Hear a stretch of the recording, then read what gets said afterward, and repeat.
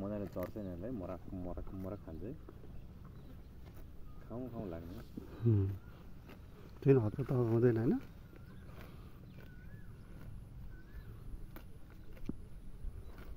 खाइ नै राख्ने क्या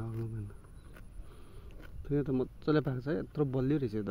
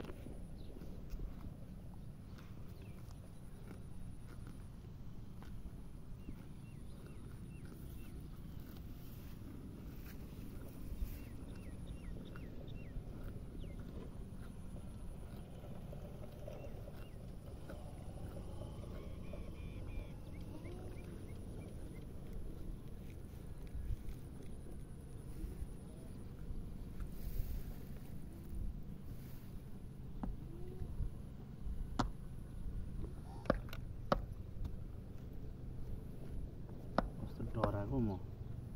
त्यो ढाका गरेको त क्या के भएछ भनेर पुरा ध्यान दृष्टिमा हो जस्तो हुन्छ होला नि अब आमाले चाहिँ हामीलाई खेदाउला ल आमालाई खेदाउला घाँस यहाँ राम्रो देख्यो क्या आमाले कति लिटर दुध दिन्छ यसले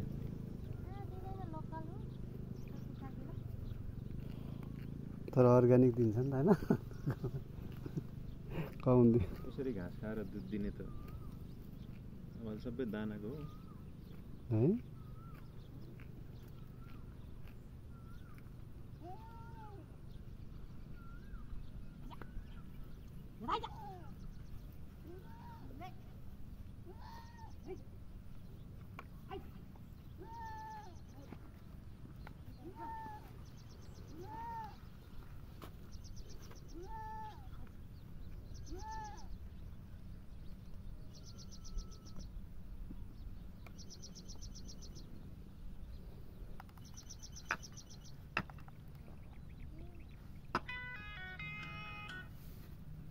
हेलो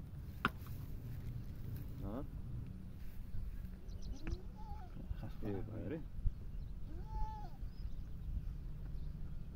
ए ल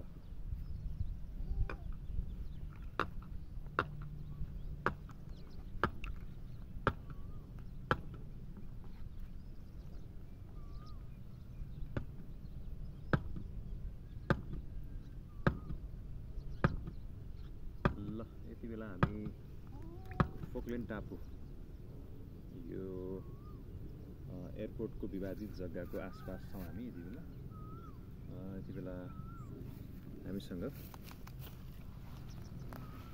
गण्डकी प्रदेशका हाम्रो आदरणीय दाइ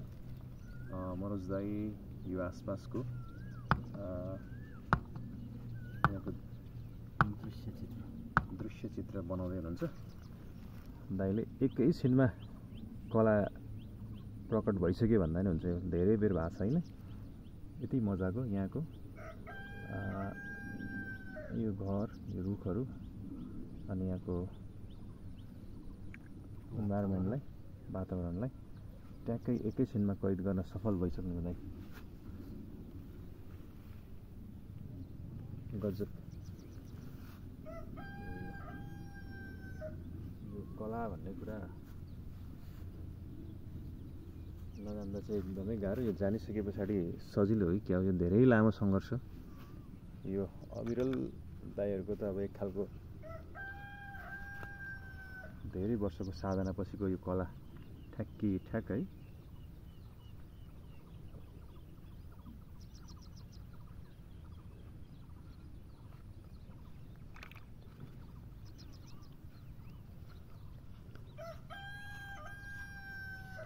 श्रमदानमा हिँड्नुभयो कि आमा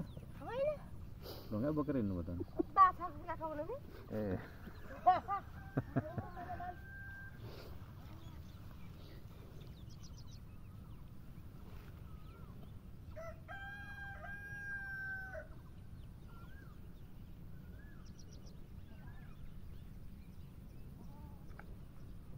झन् रिसाउनु चाहिँ भएन है श्रमदानमा भनेर है किन त्यही त रिसाउनु रहेछ मेरो साह्रै कडा हुनुहुन्छ हाम्रो गाउँमा भन्दा सबै पाकिसकेका छन्